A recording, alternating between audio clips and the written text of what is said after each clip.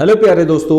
आज बात करेंगे प्रैक्टिस सेट नंबर 6 की, जिसके अंदर हम लोग देखेंगे ऐसे क्वेश्चंस जो आपके आरआरबी, ग्रुप डी, एनटीपीसी और एसएससी के अन्य एग्जाम्स के लिए बहुत यूजफुल होते हैं, क्योंकि भाई इनका सिलेबस लगभग लगभग सेम है।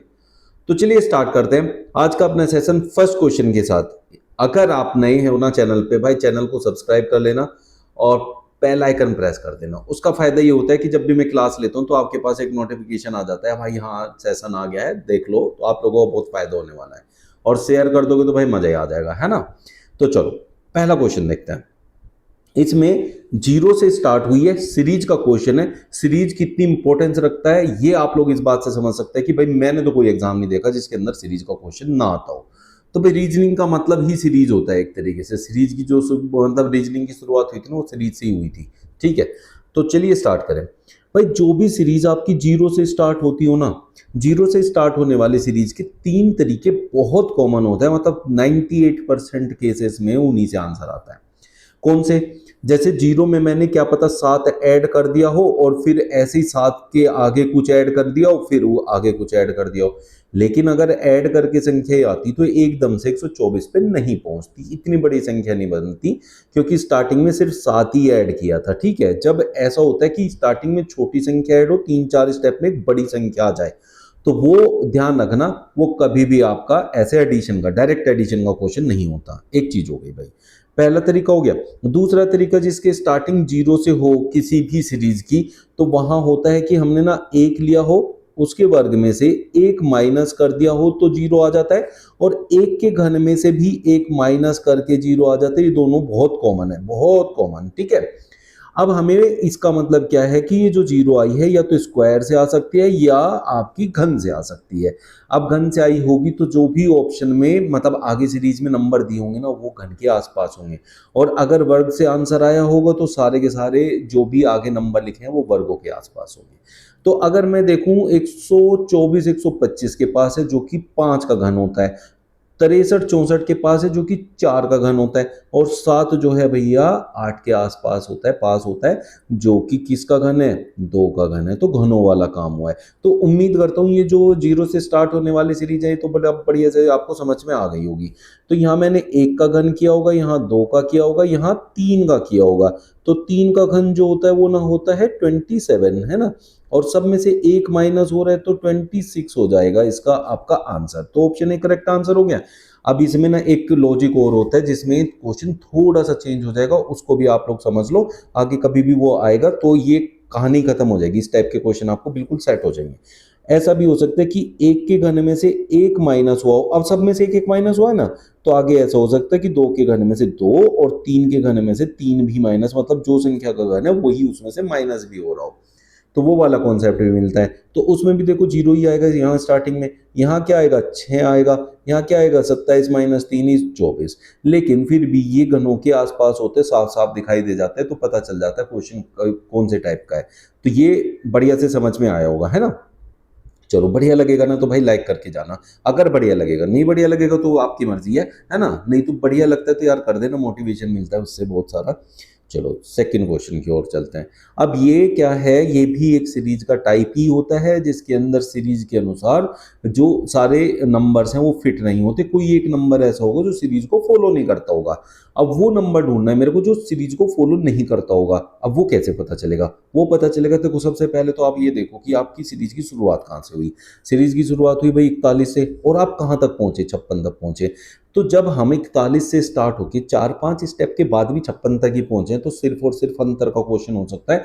क्योंकि गुणा का, वर्ग का या घन का जब अंतर बनता है या गुणा होती है, तो आप सोचो ना, 2 का 2 गुना भी 4 होता है। तो 41 का 2 गुना 82 होता है। तो यार ये सीरीज वैसे ही मल्टीप्लाई का होता है तो 82 से तो ऊपर ही पहुंच जाती। तो ये मल्टीप्लीकेशन की नहीं होती, ये तो पहुंची 56 तक है, तो छोटे छोटे अंतर होंगे। और वो अंतर देखो, जैसे 41 से 41, बहुत बच्चों को लगेगा यार आगे कुछ चेंजेस आ रहे हैं, 41 से 41 यही गलत हो सकता है, क्योंकि उसने 2 बार गलती से 41 लिखा होगा। ऐसा नहीं है, उसने यहाँ जीरो ऐड किया है। ठीक है, फिर 41 से 42 जाने में उसने एक ऐड किया है, फिर 42 से 44 जाने में उसने 2 ऐड किया है, 44 से, अब देखो एक पैटर्न बन गया। पहले आपने जीरो ऐड किया, फिर 1 ऐड किया, फिर 2 ऐड किया, अब 3 ऐड होना चाहिए था। और 44 और 3 कितना होता है? 47। तो यहाँ 47 आना चाहिए था। अब लेकिन क्या पता हम जो सोच रहे हैं वो गलत हो, उसे कंफर्म करते हैं अगली तरफ से। मतलब हमें तो कंफर्म हो गया कि 47 होना चाहिए, बट आगे इसी पैटर्न को फॉलो करते हुए अगर 51 बनेगा तो ठीक है, नहीं तो नहीं। हमेशा जो बीच में ऐसे गलत निकालते हैं या बीच में आपका क्वेश्चन मार्क हो सीरीज के, तब उस क्वेश्चन में उससे अगले वाला हर हाल में भैया ढूंढना ही होता है, नहीं तो गलत हो जाता है। अब 47 और 4 51, और 51 और 5 56। अब हमारा पैटर्न पूरा बन गया, 0 1 2 3 4 5। ठीक है, तो यहाँ 48 नहीं होना चाहिए था। अब क्या है ना, ऑप्शन में अगर गलती से 47 लिखा है ऑप्शंस में, तो बच्चे सोचते हैं यार 47 ही तो आना चाहिए था आंसर, वो 47 पे टिक कर देते, जबकि उसने कहा गलत संख्या कौन सी है। तो गलत संख्या है 48। अगर ऑप्शन में 47 हो तो ध्यान रखना, इसको बहुत बच्चे गलती करके आते हैं। चलो भाई, अब देखो ये वाले जो क्वेश्चन होते हैं जिसमें मतलब बीच में से एक संख्या मिसिंग हो, ये कहीं से संख्या मिसिंग है, ठीक है, इसको फाइंड करना है। तो जो इसके साथ वाले हैं, जैसे ये 8 8 है, इनका पैटर्न पता कर लो, उसी पैटर्न से ये भी आ जाएगा। बट यार ये पैटर्न मैं ऊपर से नीचे की तरफ या फिर इधर से इधर भी पता कर सकता हूँ, दोनों तरफ चलती है मेरी सीरीज। इसमें मतलब जो पैटर्न होता है तो बहुत आसान होता है इसको पता करना। जिधर सबसे बड़ी संख्या लिखी हो ना, पैटर्न हमेशा उधर की तरफ भागता है। तो ऊपर से नीचे की तरफ आ रहा है, देखो पैटर्न, ये बड़ी बड़ी संख्याएं नीचे लिखी हैं। और ऊपर की संख्याएं देखो जरा क्या है, 12 13 3 5 6 8 8, ये छोटी छोटी संख्याएं हैं और इनसे एकदम से बड़ी संख्या आ गई। तो आप खुद भी समझदार हो भाई, एक छोटी छोटी संख्याओं से मिलकर एक बड़ी संख्या में से गुणा करके ही आ सकती है भाई, प्लस प्लस करके थोड़ी ना आ जाएगी इतनी बड़ी संख्या। और देखो इसका इकाई अंक अगर इन तीनों की आपस में गुणा हुई होगी तो हम इसे इकाई अंक देख लो। जैसे यहाँ 8 3 24, 24 का इकाई अंक 4 और 4 दूनी 8, तो इकाई अंक इन तीनों की गुणा का 8 आएगा। यहाँ भी 8 आ रहा है, 8 पंजे 40, 0 0 इंटू 3 0, यहाँ भी इकाई अंक जो है 0 आ रहा है। अब यहाँ देख लो, यहाँ इकाई अंक कितना आना चाहिए 4, और यहाँ इसके इकाई अंक से देखो 6 छंग 36, 36 का मैं 6 लूंगा, 6 की किस में गुणा करूँ कि 4 हो जाए, 6 चौक 24, यहाँ 4 हो तो 6 चौक 24 इकाई अंक 4 बन जाए, ऑप्शन में दे रखा है। अब भाई बहुत से बच्चे सोचेंगे, बहुत से दोस्त हमारे सोचेंगे कि ये तुक्का मार दिया, तुक्का नहीं, देख लो करके। जिसको ये है कि भाई नहीं पूरा करना है हमने, तो हमारे पास बहुत टाइम है वेस्ट करने के लिए पेपर में, तो समझ लो। तो देखो 12 3 36, 36 8 288, ठीक है, 13 पंजे 65 और 65 8 520। तो आपको ये देखना है कि 16 और 6 से मैं 384 को भाग करूँ तो यहाँ क्या आएगा, क्योंकि भाई इन तीनों की गुणा से ये आया तो इन तीनों से भाग भी होगा, ठीक है। तो अब ये ऐसे करके भी निकाल सकते, पूरा निकालना है तो पूरा निकाल लो, आपकी मर्जी की बात है। मैंने वैसे आपको इकाई अंक वाला ट्रिक सिखा दिया, वो बढ़िया रहता है। ए और बी बच्चे हैं सी के, यदि सी माता है बी की किंतु ए पुत्री नहीं है सी की। भाई देखो बड़े इंटरेस्टिंग सी बात कह रहा है, बहुत सिंपल सा क्वेश्चन होता है, ऐसा क्वेश्चन आता भी बहुत है, ठीक है। उसने कहा ए और बी बच्चे हैं सी के, तो बड़ा जो रिश्ता होता है वो ऊपर लिखा जाएगा, छोटे रिश्ते उसके नीचे आते हैं। सी है, उसके दो बच्चे हैं ए और बी, ठीक है भाई। उसने कहा यदि सी माता है, तो ये है माता इनकी, किसकी, ए और बी की, ठीक है भाई। अब वो कह रहा है बी की, किंतु ए पुत्री नहीं है सी की। भाई वो कह रहा है इसकी माँ सी है लेकिन ये इसकी पुत्री नहीं है, तो भाई इंटरेस्टिंग सी बात होगी ना। लेकिन है तो ना माँ, और माँ का बच्चा कोई होगा, पुत्री नहीं होगी, तो भैया फिर पुत्र हो जाएगा। बस ये इंटरेस्टिंग सी बात थी। अगली क्लास में जब हम नेक्स्ट प्रैक्टिस ऐसे लाएंगे तो इसी क्वेश्चन में आगे का संबंध लगा के एक इस क्वेश्चन को थोड़ा बड़ा बना दूंगा, ठीक है, फिर आपको ये समझ में आएगा इंटरेस्टिंग सी चीज। तो उसने कहा सी और ए का संबंध क्या है, सी और ए में क्या संबंध है। सी और ए तो क्या हुए, माता और पुत्र हुए, तो माता और पुत्र, ऑप्शन सी आपका करेक्ट आंसर हो जाएगा। ये गैप फिलिंग वाले क्वेश्चन जो होते हैं, जैसे यहाँ पे एक पैटर्न दिया छोटी एबीसीडी वाला, अब आजकल तो इसमें भी नंबर वाले भी आने लगे, नंबर का भी पैटर्न बनता है। तो इसमें सीधा एक पैटर्न फाइंड करना है भाई, कुछ नहीं करना, एक पैटर्न ढूंढना है किस पैटर्न पे ये सारे अरेंज हो रखे हैं, बस अरेंज ही देखना है किस पैटर्न पे हो रखे हैं, ज़्यादा इसमें कुछ नहीं करना। अब वो अरेंज करने के लिए ना, किसे अरेंज हो रखे हैं उसके लिए आप लोगों को इनके पेयर बनाने पड़ेंगे, तभी तो अरेंजमेंट दिखाई देगा। अब पेयर कैसे बनते हैं, पहले तो इनको काउंट करना होता है, कितने अल्फ़ाबेट्स यहाँ दे रखे हैं, 1 2 3 4 5 6 7, खाली जगह पे तो काउंट करोगे, 8 9 10 11 12। अब 12 के मैं या तो 3 3 के जोड़े बना सकता हूँ या 4 4 के जोड़े बना सकता हूँ, तो हमेशा छोटे वाला बनाना, छोटे वाला बना के देख लेना, या 4 वाला बना लो, 4 वाला नहीं बनेगा तो 3 वाला, तो अपने आप ही वहाँ से आपको फील हो जाएगा। 1 2 3 4, 1 2 3 4, 1 2 3 4। अब आप यहाँ आ जाओ, यहाँ आ जाओ, यहाँ आ जाओ, तीनों बन गए। तो स्टार्टिंग में सब में इसमें भी ए दिखाई दे रहा है, इसमें भी ए, इसमें भी ए, तो और लास्ट में यहाँ सी है, यहाँ भी सी है, तो इसका मतलब पैटर्न रिपीट होके लिखा हुआ है, नया नया पैटर्न नहीं है। ऐसा नहीं है कि यहाँ कुछ है वहाँ कुछ है। अगर पहला और आखिरी अल्फ़ाबेट तीनों में सेम आ रहा है तो लगभग लगभग एक जैसा पैटर्न फॉलो होगा। ठीक है। अब जैसे यहाँ डबल ए है, तो मैं यहाँ अगर डबल ए बनाने लगूँ तो मुझे पूरा पैटर्न दिखाई देगा पहले वाले में ही। अब पूरा पैटर्न पहले वाले में दिखाई देते ही देखो, इसको कंपेयर करूँ अगर दूसरे वाले से, ए है और लास्ट में सी है, तो इसका मतलब रिपीट हुआ है कि नहीं हुआ है। उसके लिए यहाँ मुझे बी करना रख पड़ेगा, और यहाँ भी ए बी सी, तो क्या बन गया, A B C, A B C, A B C. तो मैंने उसमें क्या क्या यूज किया वो ऑप्शन में लिखे होते हैं। कभी आप ये पैटर्न लिख दो, आप सोचो ए बी सी पैटर्न बनाए तो ए बी सी मेरा आंसर हो गया। बहुत से बच्चे करते हैं ऐसे, इसलिए कह रहा हूँ। जो यहाँ पैटर्न बनता है वो सोचता है वही आंसर हो गया, नहीं, जो आपने फिल किया ना गैप्स, वो सारे आंसर हैं। ए बी सी फिल किया है आपने, ए बी सी ऑप्शन सी में है। ठीक है, जो जो हमने फिल किया वो लिखे होते हैं ऑप्शन में। नेक्स्ट क्वेश्चन में कह रहा है कौन सा शब्द का सार्थक आरोही क्रम दर्शाएगा। आरोही होता है बढ़ता क्रम, अवरोही होता है घटता क्रम। अवरोही और आरोही में ये डिफरेंस समझे, ये ऐसा क्यों लिखा है यहाँ आरोही क्रम। कई बार तो वो क्रम ही नहीं लिखेगा कौन सा आरोही है कि अवरोही है, बस अपने आप ढूंढ लो कि कौन सा एक सार्थक क्रम बनाएगा, बस एक सार्थक क्रम बोल देगा। अब सार्थक क्रम जैसे मान लिया मैंने कहा दरवाजा, कमरा, घर, तो दरवाजे से बड़ा कमरा होता है और दरवाजे से कमरे में घुसते हैं, कमरा घर के अंदर होता है। लेकिन मैं ये भी तो कह सकता हूँ घर के अंदर कमरा है और उसका एक दरवाजा है। तो भाई सार्थक क्रम तो दोनों ही बना रहे हैं ना, तो उस कंडीशन में जो ऑप्शन में मिल जाए वो करते हैं। लेकिन अभी उसने बोला है आरोही, आरोही मतलब बढ़ता क्रम, पहले सबसे निम्न वाली बात करते हैं। तो अगर यहाँ देखो तो एक बात समझ में आ रही है, तना, फूल, जड़, पत्तियां, फल, ये सब एक पेड़ से संबंधित है। तो पेड़ के रेस्पेक्ट में मुझे आरोही क्रम बना के यहाँ तैयार करना है। और पेड़ का आरोही क्रम मतलब सबसे नीचे से स्टार्ट करूँ तो जड़ होती है, तो जड़ यहाँ सबसे पहले नंबर पे लिखा जाएगा। ऐसे जो आपका पैटर्न बने ना उसे पहले अलग से लिख लो। 3 से स्टार्ट होना चाहिए, तो ऑप्शन सी और ऑप्शन डी मेरा होगा ही नहीं, बात खत्म हो गई है ना।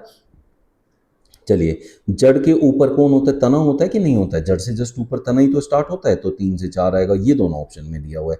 तो सॉरी, एक, माफ कीजिए, एक ही तो आएगा, एक ही तो बोला मैंने, है ना, एक हो गया।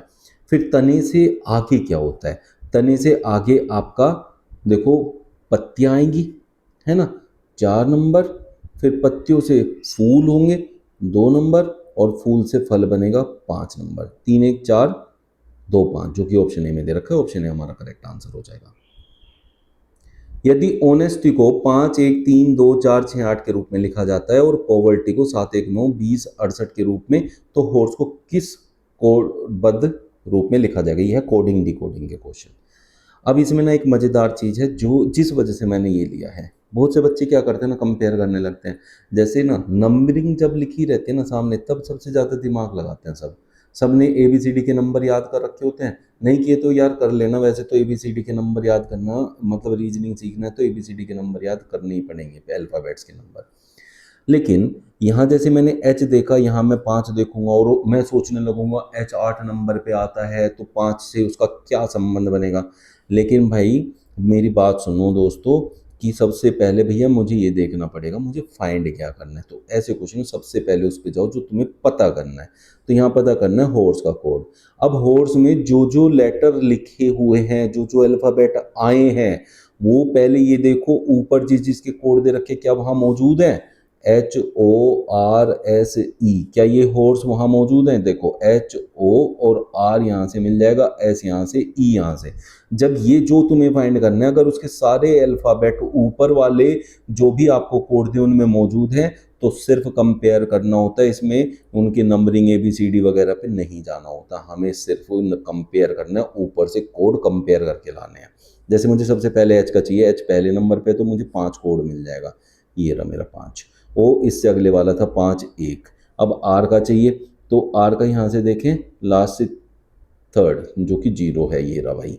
ठीक है, एस और ई चाहिए, ई ये रहा, आर से पहले 2 है ना, 2 लास्ट में, 5 1 0 और बीच में 5 1 0 यही बना रखा है, बस उसकी ज़रूरत ही नहीं निकालने की। नहीं है भाई, यहाँ पे भी तो दे रखा है, लेकिन लास्ट में 2 होना चाहिए ना, लास्ट में 2, इसमें 4 है, लास्ट में इसमें 2 है, तो मेरा काम हो गया, बी से मुझे आंसर मिल गया। तो मुझे क्या करना है, यहाँ पे मैंने क्या सीखा है, मैंने ये सीखा है कि भैया ABCD में दिमाग लगा, क्योंकि भाई याद करना पड़ता है, उसको लिखना पड़ता है, कंपेयर करना पड़ता है, क्या रिलेशन बना होगा 8 का 5 से वो भी देखना पड़ेगा, उसमें तो टाइम जाएगा ना। तो सबसे पहला एंड फॉरमोस्ट स्टेप ऐसे टाइप के क्वेश्चन में है कि जो तुम्हें फाइंड करना है वो देखो पहले ऊपर कहीं मौजूद हैं क्या वो सारे। अगर सारे नहीं मतलब एक आध गायब भी हो ना तो भी काम हो जाता है, बट देख लो हाँ मौजूद है या नहीं है। दिए गए विकल्पों में से उस शब्द को चुनिए जो दिए गए शब्द में शामिल अक्षरों से बन सकता है। अब इसमें दो टाइप के क्वेश्चन होते हैं, बन सकता है और नहीं बन सकता है। अब उसने कहा कौन सा बन सकता है, तो जो भी बनाना है हमें उन्हें उनमें इन सारे लेटर्स का यूज करके बनाना पड़ेगा। अब जैसे यहाँ मेरे पास यू एक बार है और मुझे अगर कोई लेटर बनाना है तो यू को एक बार यूज कर सकता हूँ, ये नहीं सोचूंगा कि यू ऊपर मौजूद है तो मैं जितनी बार चाहे उसे यूज कर सकता हूँ, एक बार मौजूद है तो एक बार यूज करूंगा। ये बड़ी इंपॉर्टेंट बात होती है इसके अंदर। चलो देखते हैं अब हम क्या क्या बना सकते हैं। जैसे अब पहला लो में इसमें कहाँ से शुरुआत हुई, टी से। अब अगर ऊपर टी मौजूद नहीं है तो ये बनेगा ही नहीं। अब आप ऊपर देखो कहीं टी है नहीं है तो इसलिए ये तो बनेगा नहीं। फिर मतलब एक भी लेटर ऐसा हुआ ना जो ऊपर मौजूद नहीं है और हमें वो चाहिए तो हम नहीं बना सकते, क्योंकि हमें उसकी जरूरत है, वो ऊपर से ही लेना पड़ेगा। बी ऊपर है ये रहा, ए ये रहा, ए नहीं है, ए है ही नहीं कहीं भी, है ना, तो इसलिए ये भी नहीं बनेगा। ठीक है, ए ऊपर मौजूद नहीं है तो ए तो इसमें भी यूज हुआ है तो ये भी नहीं बनेगा।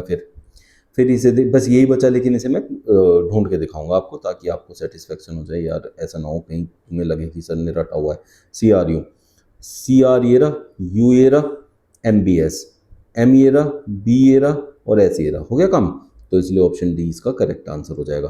किसी को कोई भी डाउट आएगा ना कहीं भी भाई कमेंट कर देना मुझे, अगली सेशन में जो भी कल का प्रैक्टिस सेट आएगा उसमें मैं बना दूंगा उसका, फिर आपको कि क्या डाउट है वो कैसे सोल्व होगा।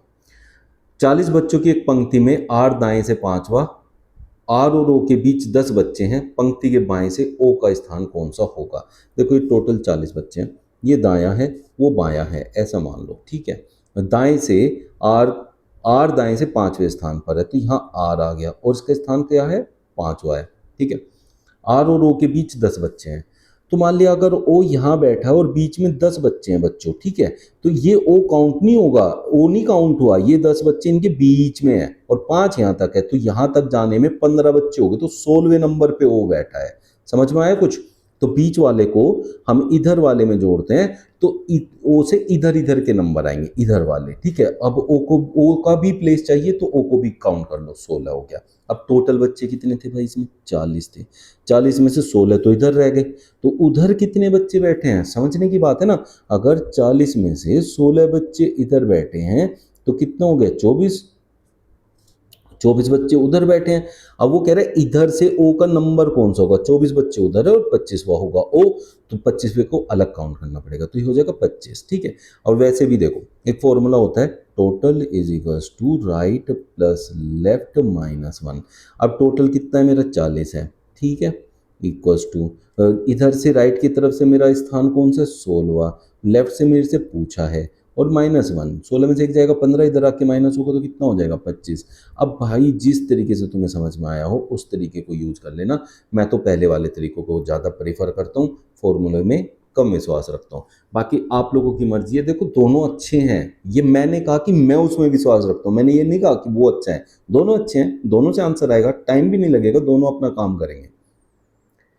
नीचे दी गए रेखा चित्र में कुल कितने वर्ग हैं। जब भी ऐसा क्वेश्चन आपके सामने आएगा वर्ग काउंटिंग का, तो ऐसे क्वेश्चंस में ये जो बीच में लाइनिंग है, ये लाइनिंग ऐसा काम करती है कि हमें अलग से भी वर्ग बना के दे देती है। तो ऐसे क्वेश्चन में सबसे पहले तो आपको काउंट करना है सीधे सीधे, एक यहाँ, दो यहाँ, 1 2 3 3 6 और 4 10, एक एक बढ़ के जा रहा है ना, तो सारों को काउंट करके सीधा जोड़ दो, 10 तो आपको ऐसे ही मिल जाएंगे, ठीक है बच्चों। चलो भैया 10 पे तो हम पहुंच गए, 10 तो वो हो गए सीधे सीधे अलग अलग ब्लॉक। अब फिर मिलके बनते हैं। अब पहले तो ये देखो बीच में से लाइनिंग आ रही है ना, ये एक मिलके दे रही है, ये नहीं देंगी, ये पूरे नहीं हो रहे, ठीक है, ये पूरे नहीं हो रहे, ये भी पूरा नहीं हो रहा, ये भी पूरा नहीं हो रहा, तो इनको नहीं लेंगे हम, सिर्फ हमारा एक ये मिलेगा, ठीक है, ये मिल जाएगा तो हमारे पास 10 + 1 11 तो हमारे पास हो गए। अब जो मेन चीज़ है कि कंबाइंड वाले जिसमें बच्चे कंफ्यूज होते हैं वो समझो हमेशा, ये एक वर्ग है, यहाँ से समझ लो, ये एक वर्ग है, ये एक वर्ग है, अगर ये दोनों मिलेंगे तो ये बनाएंगे रेक्टेंगल, ठीक है। तो एक तरीके से वर्ग जो है ना वो आयत होता है, वर्ग एक तरीके का आयत होता है, लेकिन आयत वर्ग नहीं होता भाई। वर्ग आयत होता है, वर्ग भी एक तरीके का आयत होता है। अगर आयत पूछता तब दोनों अलग अलग काउंट होते और दोनों एक साथ मिलके भी काउंट होते, लेकिन जब खाली वर्ग कहता है तो आयत वर्ग नहीं होते, तो इसलिए हम इसे वर्ग में काउंट नहीं करेंगे। लेकिन जब चार ब्लॉक एक साथ मिल जाते हैं तब वो वर्ग बन जाता है। एक ये बन गया, जब भी ऐसा होगा तो उसके नीचे एक और हमेशा ऐसे मिलेगा आपको, ये दो हो गए। ऐसे ही यहाँ देखो, एक इधर ये बराबर में, तो तीन ही हमेशा अलग से मिल जाएंगे। तो ऐसे करके आप लोग काउंट कर सकते हैं। तो कितने हो गए भैया, 14 हो गए। ठीक है, ये हो गया 14। तो आंसर आ गया आपका ऑप्शन डी। किसी को कोई भी डाउट है, लगता है कि भैया आंसर आपका कुछ और होना चाहिए, तो मेरे को कमेंट कर देना, अगले सेशन में समझा दूंगा अगर कोई दिक्कत है तो। वह संख्या कौन सी है जो 4 के सामने वाले पटल पर है? जब भी आपके पास दो डाइस दिए हैं, भाई डाइस में आपके पास, जैसे वो तो खेलते हो ना, लूडो खेलते हो ना, लूडो में जो होता है वो जो गोटी डालते हैं हम, जिसमें नंबर आता है ना, वही होती है ये डाइस, कोई अलग से नहीं आती, यही है। जैसे पढ़ाई की बात आई तो हम लोग कुछ अलग ही दिमाग चलाने लगते हैं, तो सिंपल सी वही है। अब उस पर 1 से 6 तक के नंबर है, ठीक है। जो ऊपर की तरफ आएगा, देखो अपना यहीं पे देख लो।